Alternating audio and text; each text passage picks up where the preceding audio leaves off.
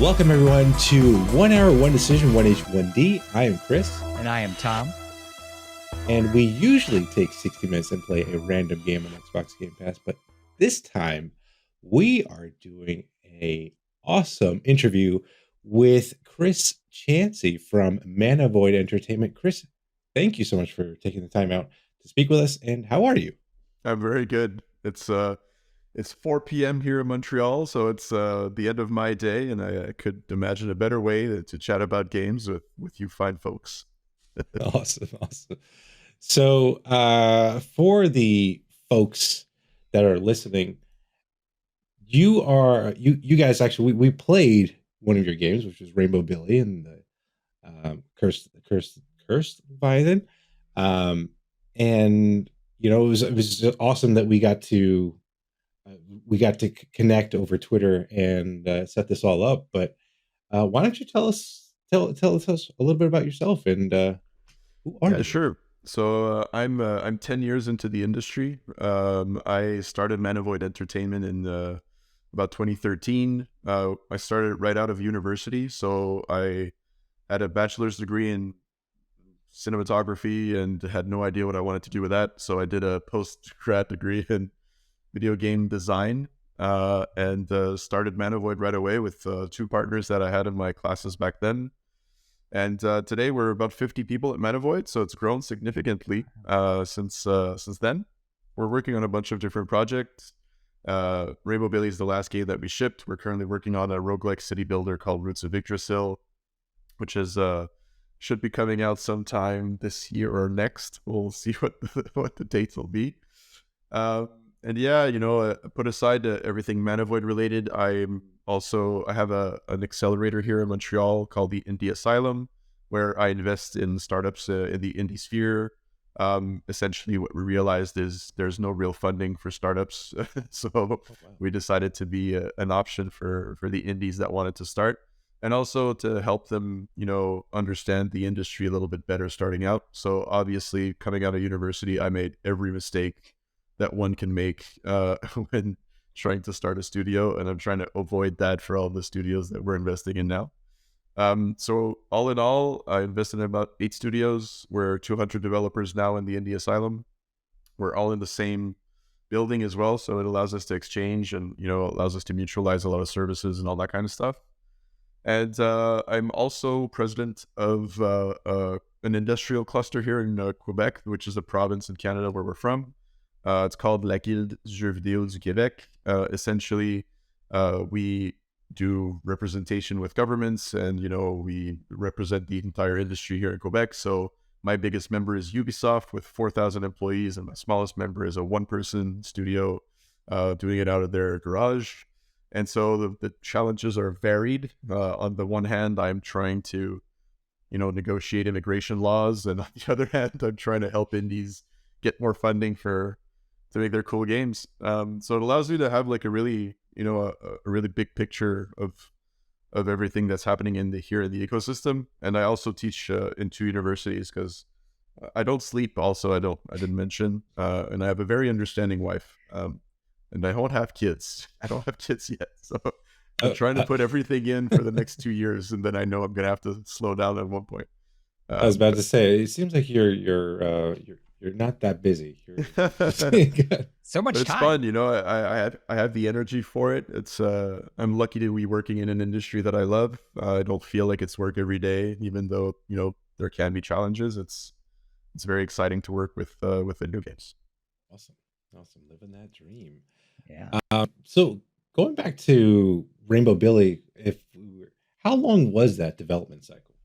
Yeah, so we started Rainbow Billy in 2018, and it shipped in 2021. So it took us 3 years to make the game, and the game went to really, really crazy changes throughout development. Interesting. So it was actually born out of a Kickstarter that we did in 2018. I think it was like June of 2018. And the game at the time was called Steamboat Billy, and it was really inspired by the Cuphead aesthetic, really 1930s cartoons. We were really inspired also by all the Disney shorts that existed back then. We wanted to do like a adventure RPG in that aesthetic, essentially. What we realized from the Kickstarter, there was I think we raised like $90,000 at the time, which was a significant amount of money, considering Kickstarter today is not what it was in 2012. Yeah. So we knew we had something with the game. But one of the negative comments that kept coming back was, oh, it's like a Cuphead clone, or it's as if Cuphead was now the only game that could do 1930s cartoons. So we switched it up and modernized the cartoon art style that we wanted to do, and we essentially also just made the decision to move from 2D to 2.5D. So all of the environments are in 3D, but the characters are in 2 dimensions. We wanted to keep the characters in 2 dimensions because they give a lot of personality, a lot of color, like a lot of, it's fun to like, I guess it's like more of a emotion can come through characters in 2D that we found that we could do. And in 3D was all of the exploration aspects that we could push in. So having that extra dimension allows us to go vertical and go and so we were really happy with that decision, but it did raise a lot of the costs for the game. So we started development in 2018, and then around 2019, we managed to raise funds through the Canada Media Fund, which is a fund here that helps push out Canadian content for video games and movies and TV, all that kind of stuff. And then we also found a publisher for the game in 2019 as well, which was Skybound Games. And Skybound are famous for the Walking Dead franchise. I have no idea why they wanted to invest in my, like kids game, but yeah, they saw something in what we were doing and wanted to be a partner with the project, and it was awesome working with them. And then all in all, it allowed us to scale the team and grow to where we are today. Awesome. Yeah. So cool. So like I might mention the game shipped technically in October of 2021. And then after the first year, we essentially decided we partnered up with Game Pass to be able to, push the game out to even more people. And so we're really happy with the reception so far. And, the comments have been really heartwarming. So can you talk a little bit about what platforms it ultimately is available on? Obviously we played it on Game Pass. That's kind of the core element of our show.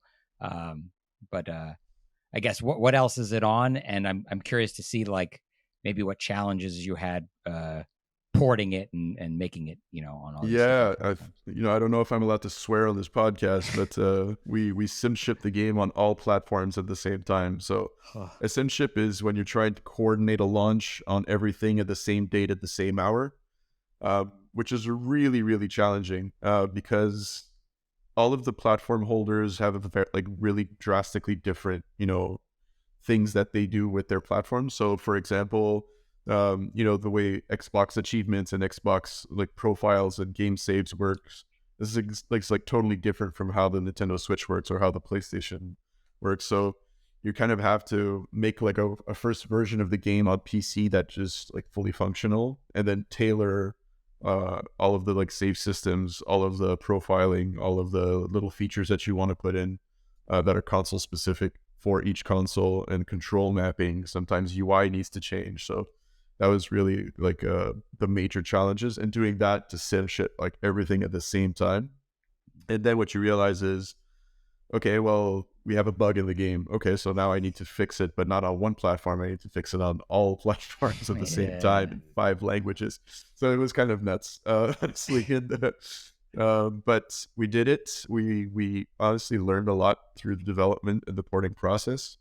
It was challenging, but in the end, I'm really happy that we did, because I feel like it also puts us in like a new category of studio now. Like, we've done it. We're able to do it again if we have to. So I think, anyone looking at our studio, or like any publishers that might be interested in like helping finance some of our projects going forward, like they know that they have the safety that we've done it before and that we can do it again. So it's like, I guess, takes away a lot of the risk factors for potential partners to work with us at this point.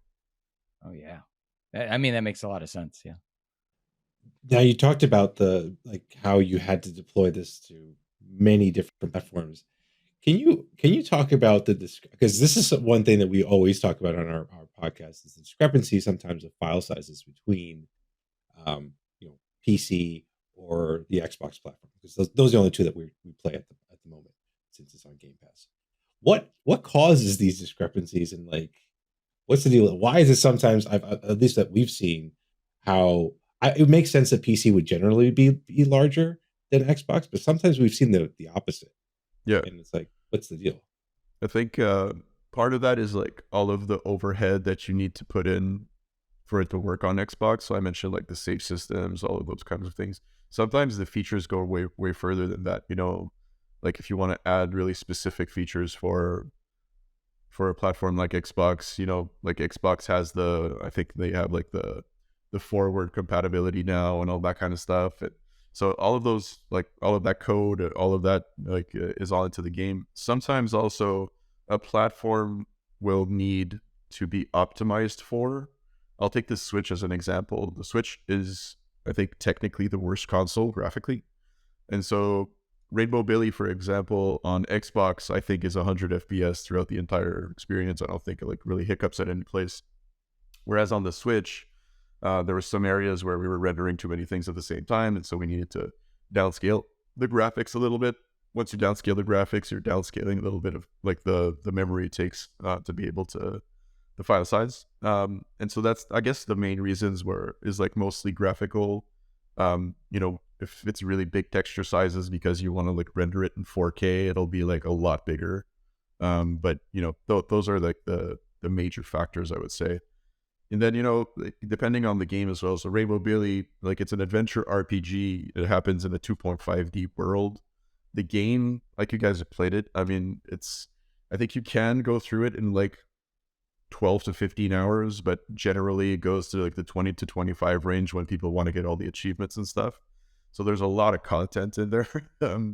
And so it became like a bigger game, more bigger than, you know, we had initially anticipated, just because of all the exploration elements in the game. You know, once you're on that boat, you want to kind of explore everywhere you can go. You want to like push your luck into these different areas, find all the hidden trinkets and secrets and all that kind of stuff. So, you know, there's just a lot of content. A lot of content means a lot of visuals, a lot of 3D assets, a lot of 2D assets.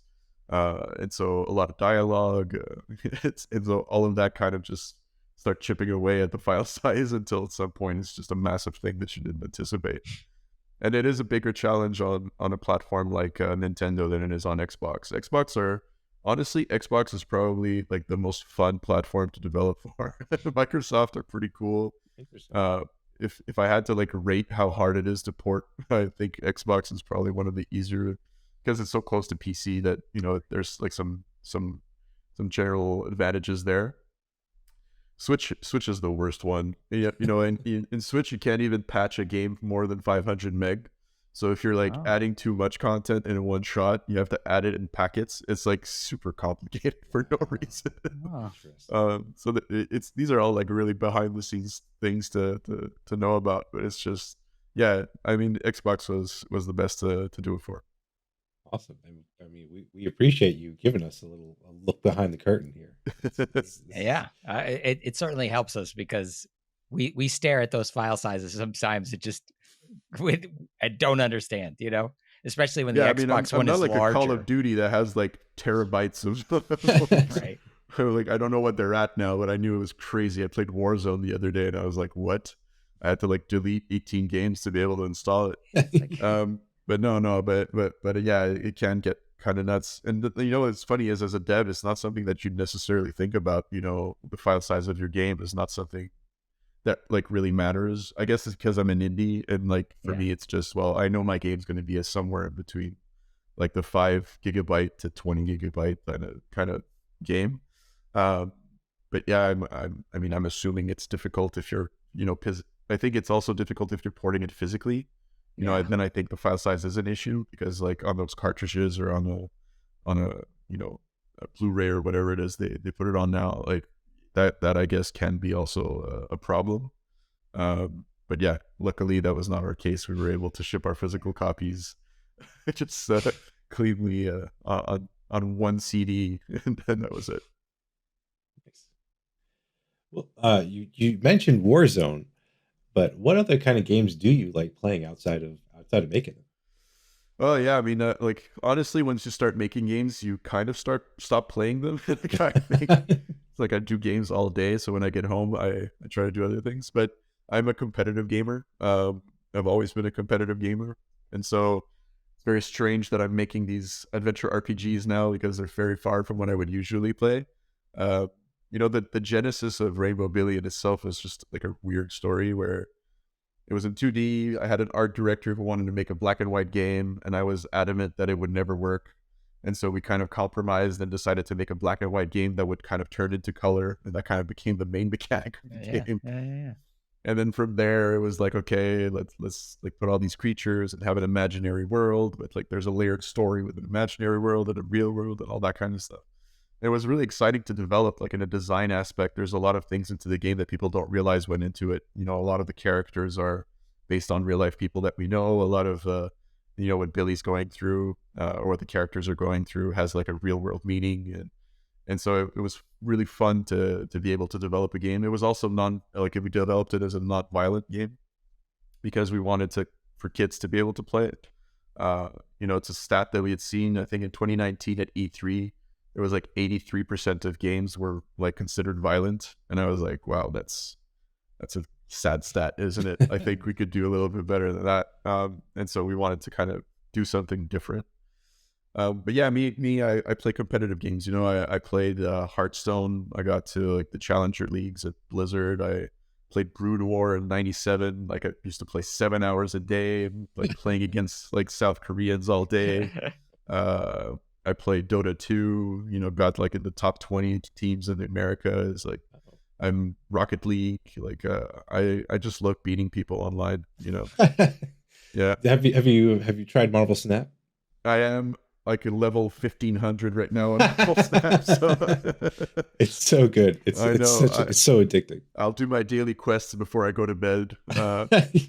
Yeah, no. Anything that I feel is like interesting, competitive, and that I can put my edge on and try and win is always something that I like to do. And we're actually working on a competitive title right now that we'll be announcing, I guess, sometime this year. And so you'll be able to see what we're working on in the next few months. Awesome, so that's exciting to hear. So, with regards to development games, what is generally the loop in terms of developing? I mean, you kind of touched on this already, where your art director kind of gave you a concept, and then you kind of like work through it, but like a little bit more behind the curtains here. Yeah. So there's like three main sections, I guess. The way the industry jargon would say it is there's pre-production, there's production, and there's post-production. So pre-production, like you include in that phase like the conception of the game, so like the ideation of what do we want to do, and then usually in that time you want to do a market study as well. If you're smart anyway, you want to do a market study to make sure that the game has a market. And so yeah, you want to look at what's being made, what's popular, what do you think is going to be popular 2-3 years down the line, because you're always kind of like forward looking when you're developing a title. And then off of those kind of backbones, you want to develop an experience that has some innovation, but that's not completely out of the box, so that people can have some reference points that they can hang on to and some hooks that they can understand.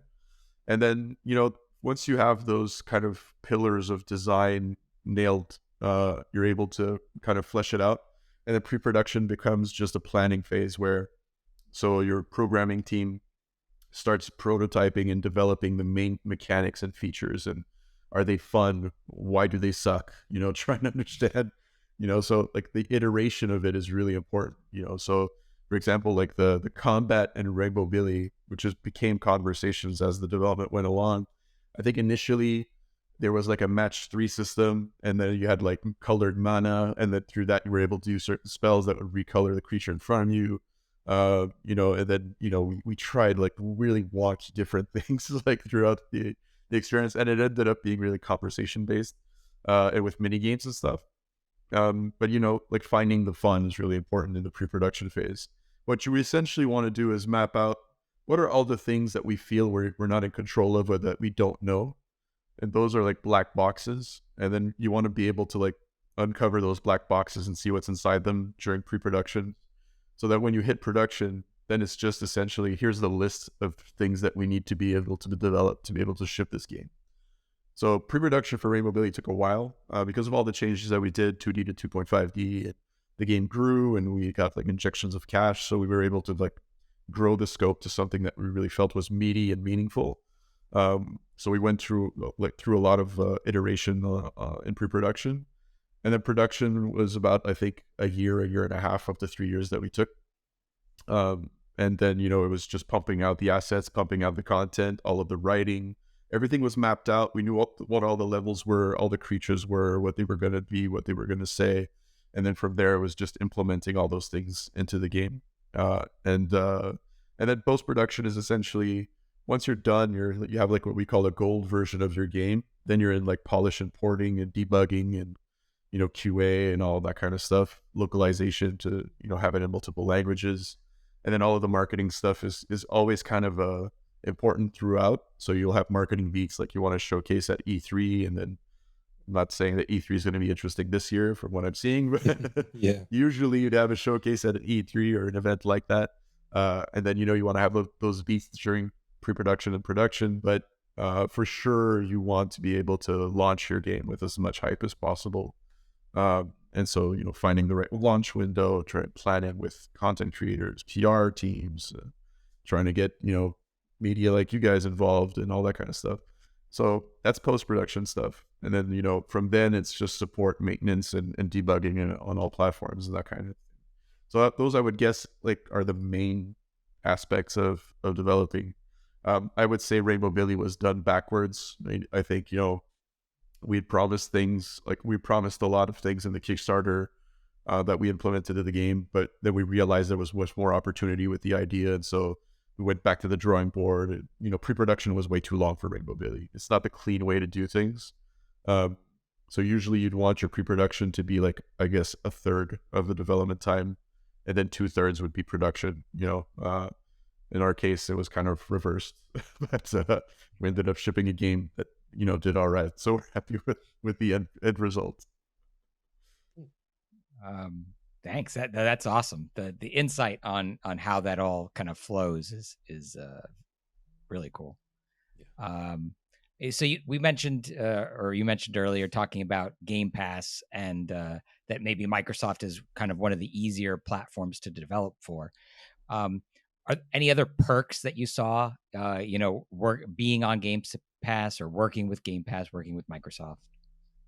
Yeah, I mean, they supported a lot of what we did. We were like on official Xbox podcasts, official YouTube, like trailers were always amplified. And there were some really cool partners. I think, Skybound obviously did a lot of the heavy lifting with the platform holders, but I think, on Xbox's side, they wanted to also have some diversity on Game Pass. I think a lot of games are look the same or feel the same, and there's a lot of shooters out there, a lot of things like, and we were proposing something radically different. I think a non-violent game, also just a kids game on Game Pass, there's not that many of them out there. So I think they saw like in us as an indie, something fresh and different.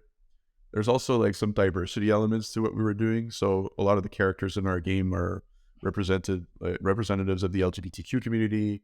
Our main character is non-binary. We had consultants help us figure out, okay, well, what does a non-binary child kind of go through at an age of like 7 to 9 and all that kind of stuff. And these are all like kind of tidbits that are implemented in the game that, a regular player might not see, but that people that are from those communities will catch on and be able to kind of feel represented in games. So those are all like different things that we were bringing to the table. And I think Xbox were amongst the first to say, wow, that'd be really cool to have, on a Game Pass. It's something different and, something that no one else has seen.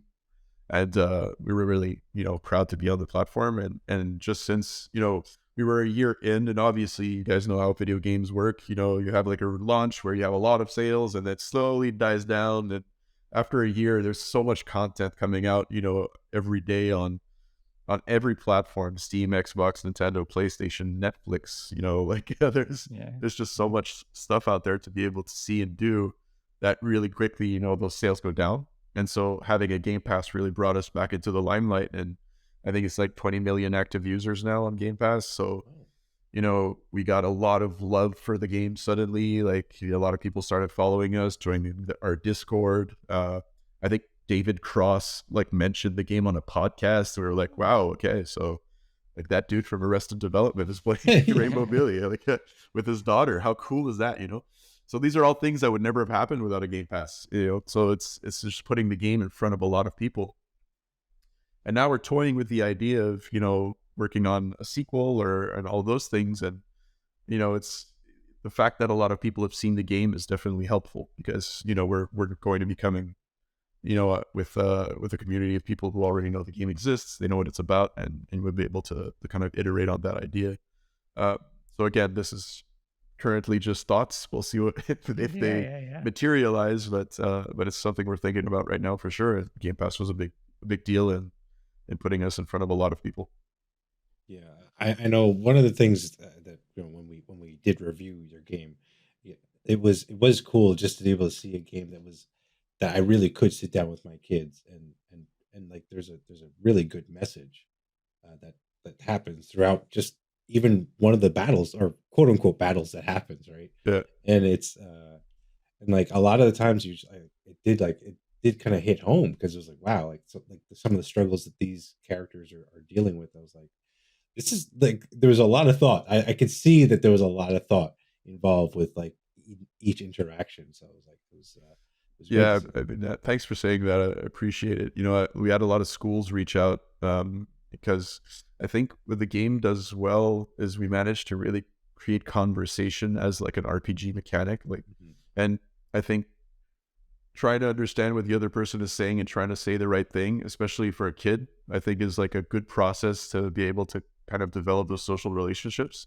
And we were making this game during COVID. So a lot of the social relationships for kids specifically were being like sublimated by the fact that they were at home all the time. Yeah. And so I think it was like a healthy, I guess, thing to play with your child and be able to say like, what would you think? What would you say? And then kind of have those conversations. And the game goes through some cool subjects and, you know, like depression and mental health and, you know, like whatever it is, you know, each character that's devoid of color has kind of their issue and you're able to kind of work through it with them. And so I think it's like a really cool conversation starter between parents and kids. But then, you know, like it warms my heart to know that, you know, it has an impact and you know, when we get testimonials like that or like on Twitter or I get emails all the time, I always forward them to the team that worked on the game because, you know, it makes it all meaningful. And honestly, working on this game during the pandemic was really cool as well, just because if I was making a game about like doom and gloom action war type stuff, I feel like, you know, with everything that was happening outside, it was just already stressful and dark enough. Coming up, playing it like going in every day and just trying to make the most wholesome game ever was really kind of a cool thing to help us, like me and the team through the pandemic as well. Yeah, bringing the color back to the world, both in your game and you know, in the world at large. Much appreciated. In the studio. Definitely needed. You know. Cool. And in terms maybe of things on Game Pass that like you know, as a developer, we look at all these platforms coming up with, you know, subscription services and all of these things, and for sure that for in our mindset is how is this going to be sustainable for the ecosystem of industry going forward, right? You know, if I'm launching on a Game Pass, I'm essentially making a deal with Microsoft, and then, you know, you don't monetize over time on Game Pass. I don't get a cut off of like downloads on Game Pass. Like I make a deal with Microsoft, and then it's gone towards 20 million people or whatever. Okay.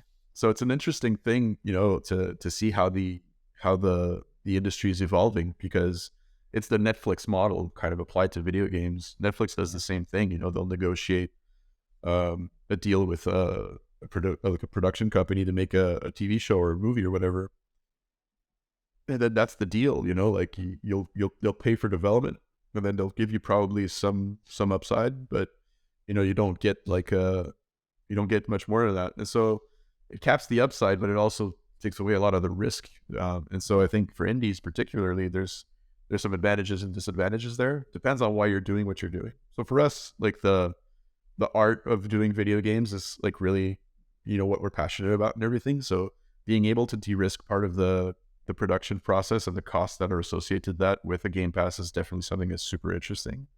But at the same time, moving forward, how's the industry going to look? Like if I want to ship a game and really try and like, knock it out of the park, how is that going to look? Like what are people going to be making as decisions in terms of game design or in terms of what content they want to be putting out?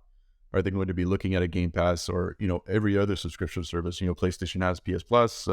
There's, a lot of these that like Humble has their own subscription service now as well. Like there's a lot of stuff going on out there. And I think it's going to be an interesting one to see how people are positioning themselves in the future, what types of contents are being created.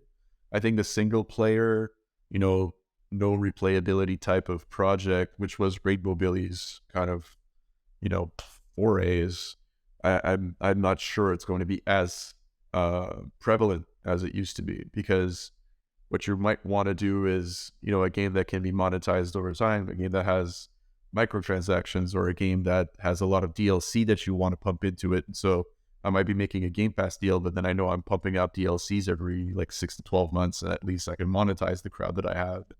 So these are all really interesting questions that I'll be interested in seeing how it goes.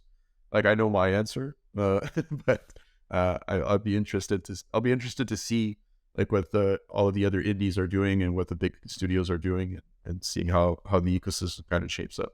And this, like, the industry is really Darwinian. Video games in general, it's very much adapt or die in terms of like the indie industry. Like, when free to play came along, everyone thought it was like the craziest thing ever, and like how is this going to work? There's no way we can make that work. And it ended up being one of the bigger models ever in our industry. And so, and then you have like all of these blockchain NFT games coming out, and everyone's saying, "Wow, that's crazy. No one wants that." And we'll see what happens. I don't know, man. Because of what happened with free to play, I'm just trying to be humble in my opinions and my assumptions now. Yeah. And with the subscription based model, it's the same thing. It's okay. It's a new way of selling games, and that will have an impact. It for sure will, but it's so new. Even though Game Pass has been around for a while, I think, right, like this year is the year that I feel like Game Pass kind of took its stride. Yeah. And so I'll be interested in seeing, you'll see down the line, like 2 or 3 years, because that's what it takes to develop a game, what decisions developers made, and what Game Pass is picking up and not taking, and all that kind of stuff. And it'll be like a really cool thing to evolve into and see where we go. That was a long-winded answer. No, but I mean, with regards to Game Pass and stuff like that, I'm sure you've seen on Twitter the discourse of like the haters of the servers and stuff like that, and how it's like it's not good for developers and all this other stuff. What do you have to say? I know there's been some people that have had comments about it, both good and bad, obviously. But what do you have to say about? Because since obviously Rainbow Bill is on the platform, and it seems to have given you exposure, but are there downsides to it? I mean, you kind of touched on it already with the fact that you kind of get a cut at the beginning, and then that's kind of it, like you're done. But yeah. Does that like? I think I don't see a downside for the consumer, which is great. I think anyone who's on Game Pass just has access to a lot of awesome games, and that's why would we be mad at that, right? Yeah. But in terms of developers, I think everyone just needs to consider their strategy with their games and positioning with their games and all that kind of stuff. So for us, we signed a deal with Game Pass like a year down the line, and so we had like all of the upside of a launch, and then we were able to kind of re-hype everyone for the game. So for us, like the strategy was great because that was part of what we wanted to do.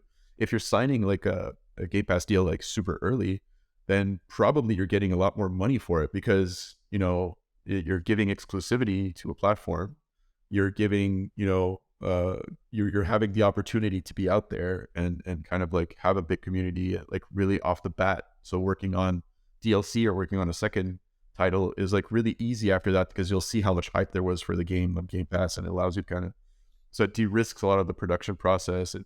And so I think there's like a lot of advantages for sure. The disadvantages, as I mentioned, is just, let's say I make the best game ever, but I signed a deal that's capped. Well, then I don't get any of the upside of the best game ever. Like it's it'll be what it'll be. But usually, like without going into detail, pretty sure this is all NDA stuff, but sure. We're not getting into dealing with my deals or whatever. But I think usually there's like a a forecasting of what sales would look like with comparables to other titles and all that kind of stuff. And that's all taken into account to make sure that, you know, everyone is winning. And I got to admit, you know, Game Pass or Xbox or Microsoft in general is extremely generous with developers in general that they work with. I think, you know, I've only heard good things. They picked up a studio here in Montreal called Compulsion. We're working on a game, and you know, I know that went, you know, super well, and that everyone is happy with that. And so I mean, from what I'm hearing, you know, there's no real downside except for the unforeseen, you know, impacts of what the industry is going to look like with the subscription based model going down the line, and without like giving you know, incentives or major upside, you know, to studios. And it's also a new model. I'm sure it'll evolve as well. There might be like you'll get some bonuses if there's X amount of downloads or Y amount of downloads or whatever it is. So that might be like models that start developing. It's like, yeah, it's a subscription cap model, but there's also like some incentives if we reach certain milestones and that kind of stuff. And I'm sure in the end, like, the industry tends to like auto-regulate. So, you know, if everyone gets annoyed with something, they usually move on to something else. I mean, and there's a lot of competition out there also. Like right now, obviously Microsoft is a juggernaut in the industry.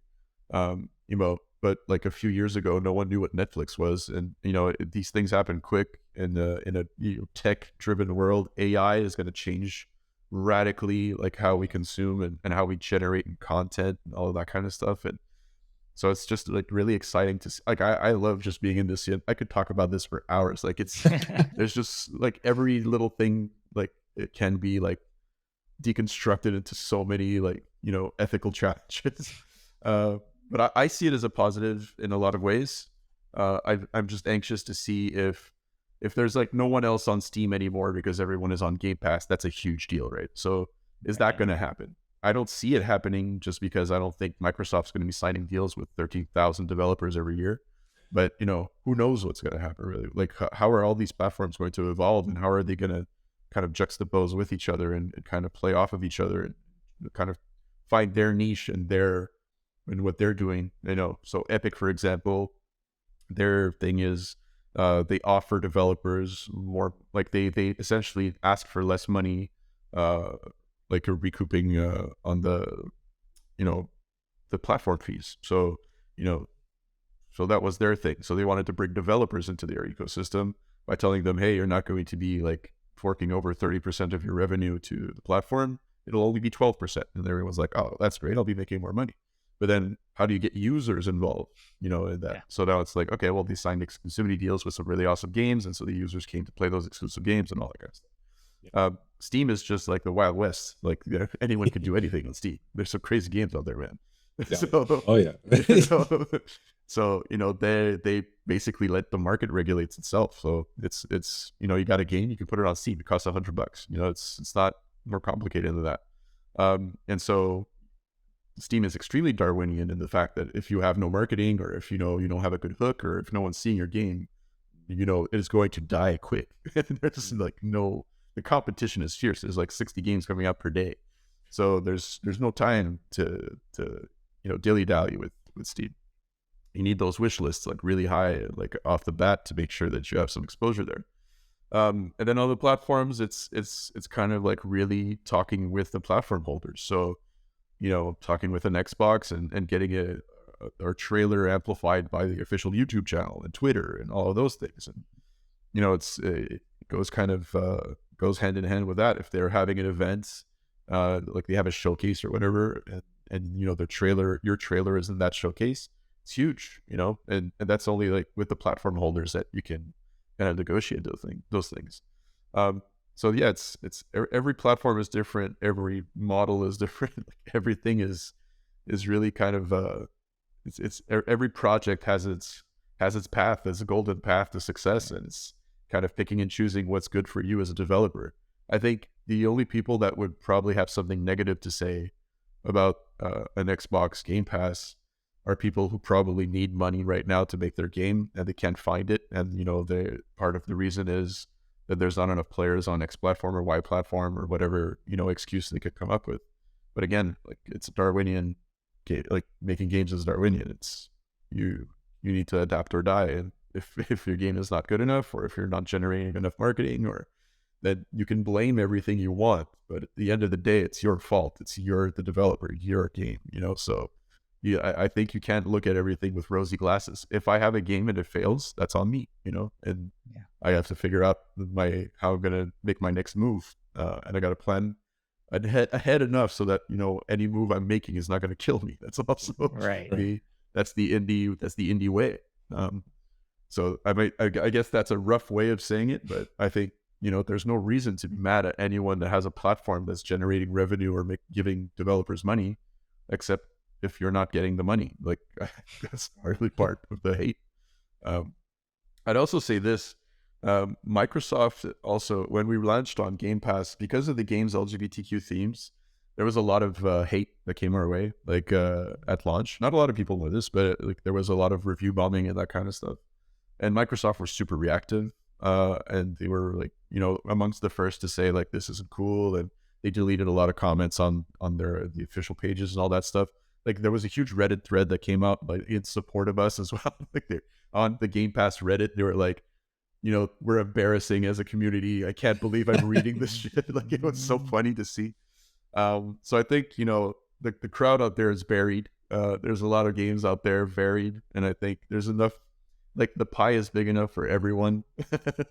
You don't need to be mad that there's an adventure RPG that's colorful and wholesome coming out. There's enough Call of Duties out there for you.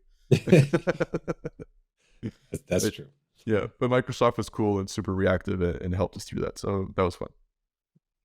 I guess it's kind of a anecdote right there for Yeah. I was thinking the same thing. I guess I'm a little curious, and this isn't on our script, but you mentioned earlier doing a market study to kind of find out if there is a place for your idea kind of in the world. And it seems like maybe some of the people who are upset maybe didn't do one of those. What does doing one of those look like?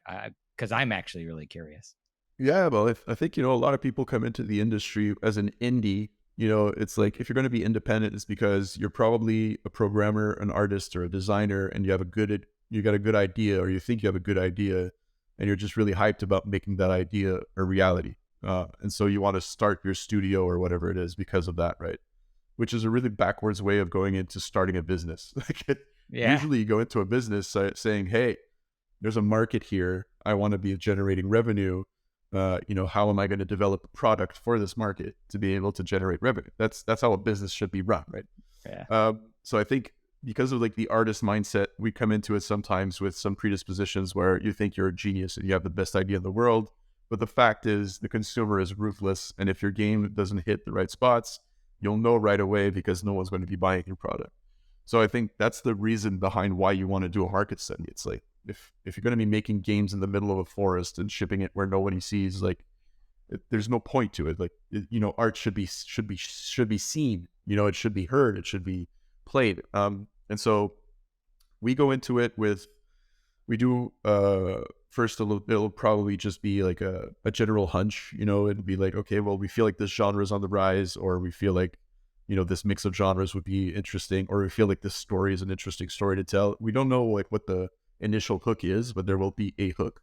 And then from there, it'll be, okay, well, let's see if there's other games that exist like ours. And so we'll do a comparable study. And so it's very difficult to do. The industry is very opaque. It's very difficult to know how many copies a game sold on Xbox. I have no idea. Unless the developer says so, I can't extrapolate any information off of anything I've seen online.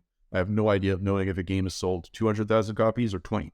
And so I kind of have to go with the general idea of going on PC and seeing what's being done, because on PC, there's models that are developed where you can extrapolate a ballpark of sales off of the number of reviews that have been left on a page. So there's been studies made, and let's say about 1.5% of people leave a review on a page, which means that you can take the total, amount of reviews of a game on Steam and just do that times 50 or 60, and it'll give you a ballpark of how many copies that game sold. And then from there, you can kind of extrapolate how much money could have been generated and all that kind of stuff. So essentially you're looking at how many reviews a game has to know how popular it is. And so through that study, you'll kind of be looking at the genre that you're attacking, other games in that genre. What are they doing right? What are they doing wrong? What are people saying in the comment sections? What are people saying as reviews? What's the Metacritic like? And then you'll have kind of like a matrix of different titles that are there. You'll have your titles that are like the high performers, the top 1%. And then you'll see like some through line through that top 1%, something that they've all done. And you're like, okay, so in that genre, I need to do that because everyone's that had success did that. Then you look at the ones that failed, they'll also often have the through line. They've all done the same thing too. And then you're like, okay, I can't do that because that's not good. And then you just want to be able to give a hook that's innovative enough with that positive through line that'll, give everyone, oh, it's this that I love mixed with this that I don't know about. I'm curious. I'm going to buy the game. That's kind of like the mindset you want to kind of create. And so, yeah, it's comparative studies. And then it's also looking at what the opportunities are in the ecosystem. So for example, like I'm lucky now because I've been 10 years into it. I have a relationship with certain publishers. I know what they're looking for in terms of genres and stuff. So if I have a really good relationship with a publisher that's doing like, I don't know, like dark fantasy shooters or whatever, like dark fantasy games, well, then I know that maybe the theme that I want to be looking at is this right now. Or if we're looking in the ecosystem and all I'm seeing is zombies, it's not time to make another zombie game because in 2-3 years, everyone's just going to be like, okay, it's enough. Like, I don't want any more of these. So Vampire Survivor is an excellent example. It's like a huge hit. I think he sold like 5 million copies. It's crazy for an indie to sell that many copies without a publisher, without anything. Like it's just nuts. But then like within the next few months, there's like 100 Vampire Survivor clones that come out. It's like, no, the wave is past, man. You gotta like move on to the next thing or find, or at least innovate. Find something different. Just don't redo the same thing, right?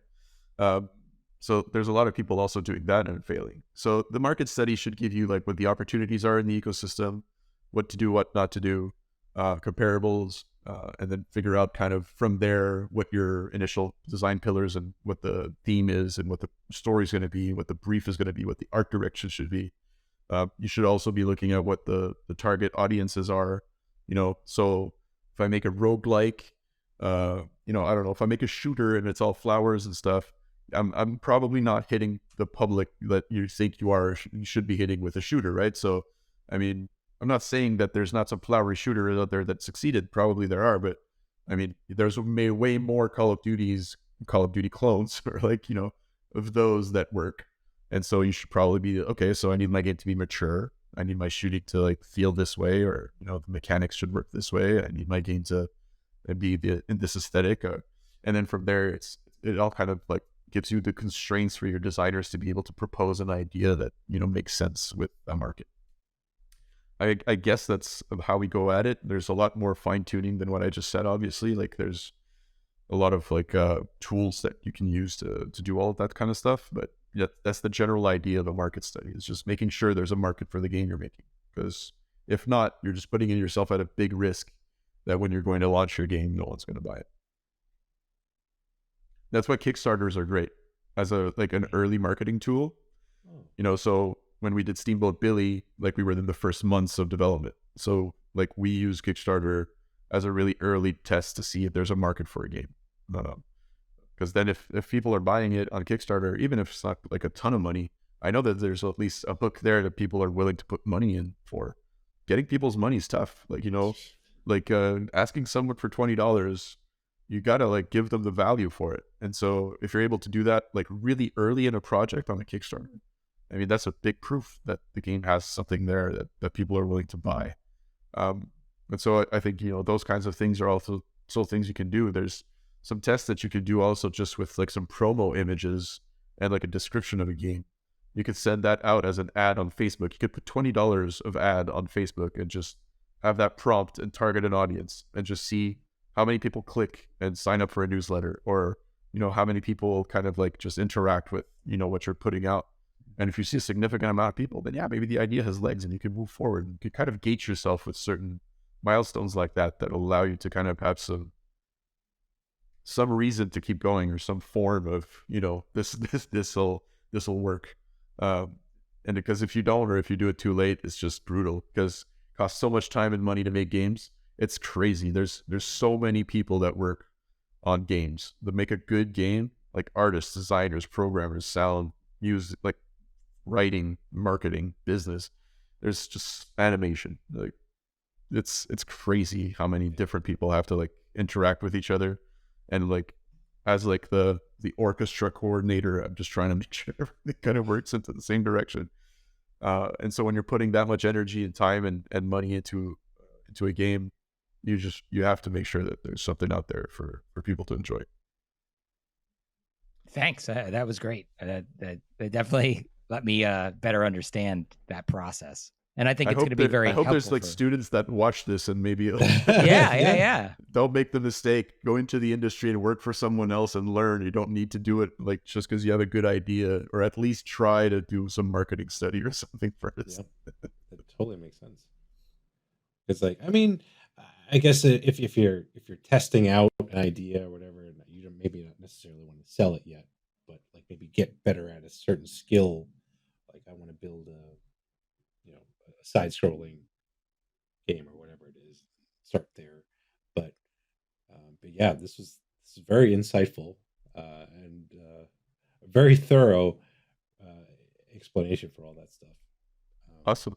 Yeah. I don't know if this podcast was supposed to last an hour, but not generally. Give me a platform, and I'll just hear my voice the whole time. It's fine. That's totally cool. It's really cool. But again, this is awesome. Tom, anything else you wanted to? No, I think this was super great, super informative. I definitely appreciated your time, especially since we took a little bit extra of it than we anticipated. No problem. But I think there was a lot in here. I think, especially for somebody who is interested in game development, looking to get in themselves. I think you've given them some very important pointers, some very important things to think about before they, put all their life savings in on an idea, Absolutely. Thanks for having me, guys. Like, it was a lot of fun. I'm always up to chat about video games, and we'll be releasing more games down the line. So if ever you want us to jump back on a call and talk about our new stuff, we'll be happy to do it. It'd be awesome. Chris, where can people reach you? I guess on the Twitterverse or however. Yeah, so the ManaVoid Entertainment has a Discord server. We're pretty active on there. So if you want to chat with me or other developers, feel free to go and ping us and ask us questions there. At Twitter, it's ManaVoid Chancey. And for ManaVoid, it's We Are ManaVoid, at We Are ManaVoid on Twitter. And I think we're doing some cool things on TikTok now too. I don't know. I don't know these platforms anymore, but we're everywhere. Okay. Just Google our name and follow us and check out our games. And we're one of those developers that really like to interact with our community. So Discord is a great way to do that. So our community is pretty much there, pretty active, chatting every day. So if you're interested in what I just said, or you want to hear more, or want to ask more questions, feel free to follow us there. Awesome. Thank you so much again, Chris, for taking your time and again, really just opening our eyes to the development of game on Game Pass, because that's what we do, and we love to do that. Like of course, love to have you on. Love to have more developers from other Game Pass studios and get this ball rolling. But well, I know that I'm the first, but I think we now understand we're only one DM away on Twitter from going on a podcast. So do it with all the other developers that you guys play. I think you'll be surprised at how many people are willing to jump on and have a chat. I think the indie industry particularly, we're pretty tight knit. Like, we want to talk about our shit. So yeah. Awesome. So it's all good. All right. Well, that is it for this episode. Thanks for listening. And we'll catch you on the next one. Thanks, everybody.